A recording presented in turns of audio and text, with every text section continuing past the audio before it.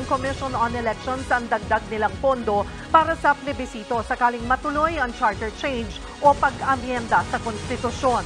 Sinabi yan ni Budget Secretary Amenah Pangandaman sa gitna ng aligasyon na dinagdagan ng 12 billion pesos ang pondo ng komisyon para sa Chacha. Pero paglilinaw niya, desisyon pa rin ng COMELEC kung paano gagastusin ang pondo. Nauna nang iginiit ng COMELEC na ang kanilang dagdag pondo ay para sa paghahanda sa 2025 midterm elections. The money is already there. Pag kailangan na po nila ng cash for the purpose, we will release it.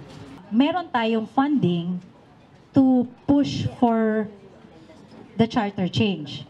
Meron tayong existing 12 billion under the GAA para to go through the process. Samantala, dinipensahan din ni Pangandaman ang pagkwestiyon sa halos 450 billion pesos na unprogrammed funds sa 2024 national budget.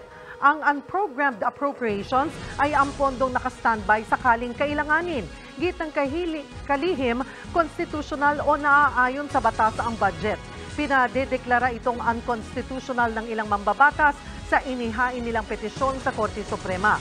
Handa raw sagutin ng DBM ang naturang petisyon.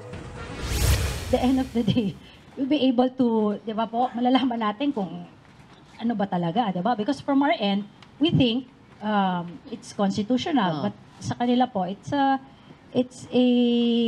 ano po, differences maybe in opinion and interpretation.